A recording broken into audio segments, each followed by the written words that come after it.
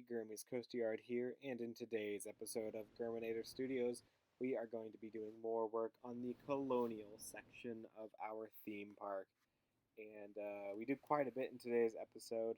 I've been working on this over the past couple of days, and the first thing we do is kind of weird, but we put the little floundering ferry ride in, and I sort of just did that as an experiment. It was right next to the water, and of course, well, very visible from there is the actual ferry boat for the park. So I kind of just experimented with it there, but you'll see what we end up doing with that later in the episode. In the meantime, we also got started with some more flat rides, putting in a merry-go-round along this side, on the other side of the Cobra Roll from the pathway, and nothing too crazy about that. And what else do we do? Basically, as the title most likely suggests, we're basically building a small carnival type midway along here with a handful of flat rides. And that's not all we do in today's episode. Um, I I don't know how to explain it, but basically, I did work and I thought I did all the work I was gonna do on this. And then I realized it would have resulted in like a 10-minute video because I didn't put a whole lot of work in. So I went through some more earlier today and put in a bunch more work, uh, sort of finishing the main part of the area. Anyhow, continuing, we put in the little Thunderbobs ride. This is basically oh, I think it's a Matterhorn style ride, if I remember correctly. Yeah, by the looks of things, it is a Matterhorn ride. And unfortunately, we're stuck with that big sign that says Thunderbobs on top. So I think I called it like the Thunder Downs racetrack or whatever, to be as if it were like a horse racing uh, themed ride. Um, just because that's sort of something that would be from like that late 1700s, early 1800s time period, that sort of theme, or I guess that would be like a form of entertainment that was common back then. And we're continuing with our flower beds bordering the rides with the rose bushes. We put some of those by the coaster in the last episode, and we continue that sort of flower bed throughout the area. And I think it looks really nice, and it's a nice way to break things up from the normal um, sugar pines that we have been building, and it definitely makes the area feel a little more unique landscape wise. But moving on from that, and this is the last project I worked on before continuing today, but we are building a restroom facility as well as um, the first aid facility for the back of the park. So you may remember we have a first aid station at the very front of the park, and this one is a larger one at the back of the park, and we built some space out in the back, um, as you will see eventually, for sort of additional treatment areas. So this will be a nice sort of full-size first aid, whereas the one at the front would probably just be a smaller deal. But eventually you'll see sort of what we do with it, and I think the this project turns out pretty nicely in the end, and it gives us some nice additional behind the scenes space to work with, um, as we leave the area behind it basically open. And as far as I'm concerned, it'll stay open as we work on things. But that is to be determined, I suppose. Anyhow, you can see it'll be a two-story building, and of course I left windows off the restroom facility. At least I'm pretty sure I did. I guess we'll find out. I think I put some windows on the top layer. Yeah, you can see me doing that there. That way it's not completely barren on that half of the building. And of course, because they're on the second story, it's not like anybody will be able to see into them, but they will let a lot of nice natural light into the facility. And of course, here we're using, I believe it's the Indian Colonial set or Colonial Indian wall set, as part of the Colonial set as a whole. And just to add some variety to the architecture, but still fit in with the theme. And I realized at the end of this project, we really don't have a lot of buildings yet, and not as many as I'd like to really set the theme in stone. So between the pathway and the water, I may build two or three more buildings, and that'll give us an opportunity to have a restaurant and, of course, a gift shop for the area. whatever we decide we want to put in there. Anyhow, now I'm moving on to the back side of the building, and this is sort of where I'm building like the treatment room, um, where you would have all the different beds for people to lie in, and yeah, this is pretty straightforward. Uh, just a one-story building, of course, right along the backside. And you can see we're using the slate walls, coloring them with our favorite go away green color. So this will be definitely part of the behind the scenes area, and this ideally won't be visible from guest view. And along here, I'm putting in some ambulance vehicles. Um, Really, they're just I think they're called the peep carrier vans. Um, that's what the scenery piece is called, but I gave them red and white colors so it's clear that, or I guess the idea is that they would look like ambulance vehicles, just small ones that could navigate the park in an emergency. And we give a nice little parking spot for them. And now, moving on to this side of the building. So this is sort of inspired by Cedar Point's main first aid facility at the towards the front of Cedar Point, and so I included a little family care area, um, basically a copy of the one at Cedar Point. But basically, at Cedar Point, they have a place for like nursing mothers to nurse their babies, and they have a changing room and stuff like that. So that's sort of what I built off to the side here. I mean, that's the idea. Obviously, from a functional standpoint, it serves no purpose within the game, but from an aesthetic standpoint and from the lore standpoint, I guess, of our park, that's the idea behind it. That's what this would be. And as I said, it was basically a carbon copy of the Family Care Center at Cedar Point, at least that sort of wing of the building, if you can call it that. And then just putting in another flower bed to border our Matterhorn ride. And I believe we put in a wall along there. We'll go back to our scenery set and our Colonial wall set, I mean, and put in a wall here just to mask off that behind the scenes area. And then putting in a row of medium sugar pines to add a natural barrier between the flower bed and the wall. And that turns out really nicely. And we are extending our pathway to the access road. That way, the ambulances can take the access road if to get to different points around the park. Because normally that would probably be a little quicker than trying to get through all the guests. That's the idea, anyhow. And now we are working on the triangle. This is starting what I worked on today, and I was looking through the different flat rides, and I ended up settling on the Tilt-A-Whirl for this spot. Um, and I thought it was a nice, just family flat ride, nothing too intense. And like I said, the idea behind this section is sort of like a carnival type of deal. Obviously, they probably wouldn't have had these. Well, they definitely would not have had these types of rides in the colonial era. But obviously, we're a theme park, so we need to have some rides. Um, and that's fine. And you can see me putting in a giant dead tree. I think I can't remember what tree that was specifically out of the haunted set. And you might be wondering what I'm doing with that. And I wanted to have sort of a tree as the centerpiece, with the idea being that it was like the Liberty tree. And so I put that tree trunk there. Um, and then you can see me putting the ferns from the dinosaur plant set, or the prehistoric plant set, I should say, all around there to act as the leaves. And eventually we'll move the tree and also make the leaves look a bit better and more packed. Um, and so you'll see that later in the episode.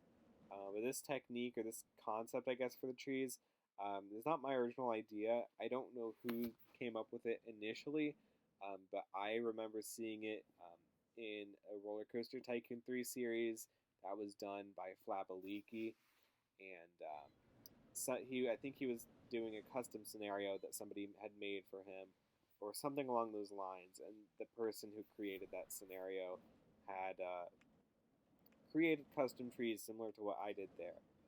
Anyhow, moving on, we are recoloring our roller coaster, giving it a little more patriotic of a color scheme, and I ended up calling it Revolution because this is sort of set to the colonial era when the Revolutionary War would be happening, and we end up naming the Tilt-A-Whirl um, red coat roundup. So, because you're spinning around, and we gotta have something. I think some allusion to the red coats. So I thought that was a fun name, and I gave it a color scheme reminiscent to the red coat uniforms. And I think that changes a little bit going down the line. And we also end up naming the carousel the Pony Express. So really giving this like an early 1800s sort of theme, I guess. And just doing a little more work there, coloring the coaster cars to match nicely with the rest of the track. Now that we changed those colors, and right here I grabbed um, the 3D theater, the dome theater, and I didn't find a good spot for it, so I ended up not placing it anywhere. But my idea was, if you've ever been to Gettysburg, Pennsylvania, at their visitor center, they have a giant cyclorama, which is basically a 360-degree painting, and it sort of lays out the battlefield of Gettysburg, and they have like different projectors and stuff that shine lights and like animated fire and stuff on it, and it basically simulates the Battle of Gettysburg. And it's a really cool thing. If you're ever there, it's definitely something worth checking out. Um, and anyway, my idea with the 3D theater was maybe I could have like a similar experience in the park. Obviously, we couldn't create that experience on a visual level, but just the lore, I guess, or the thematic level of it. That was my idea, but I couldn't find a spot that I wanted to put that theater because I wanted it to stand out, I guess, but not be like too in the way because that 3D dome shape definitely takes away from the aesthetics. So until I find a way to do that, I'm not going to have that attraction. But that was the idea when I was placing it. But moving on from that little tangent, you can see I'm placing another floundering ferry ride. You may be wondering, why am I placing two of these? But uh, the I don't know what to say. You probably have figured out is what I'm trying to say, that I will eventually delete that first floundering ferry. I just didn't quite like the location of it, and there was not a nice way to sort of integrate it. And I found a spot for another ride along here that worked nicer, and that also allows us to redo the tree in a better location. And first of all, we have to figure out um, how to put the new, how to rearrange the queue, I guess, for the Red Coat Roundup ride. Um, Let me know if you like that name, by the way, because I'm not 100% sure on it. Anyhow, so here you can see the new location we chose for our Liberty Tree, and you can see that I found a better sort of method for putting the leaves in here, and I basically double stacked them, but was able to offset them. So there's basically a ring of 8 trees, and it adds a lot more depth and makes it feel less square, if that makes sense. And right along here, um, I am continuing the flower beds. However, I will delete these eventually, and I cut out the footage of me deleting them because I figured it would be boring. Granted, it is sped up 4 times, but I didn't feel like recording it. And I just didn't like that because the rose bushes kind of, I thought they extended upwards too high to really get the effect of the tree's size and the fact that the tree is meant to be a centerpiece of this area. So I ended up getting rid of it and just going with some more sugar pines. Not none too close to the tree because I didn't want those to take away either from the tree as a centerpiece.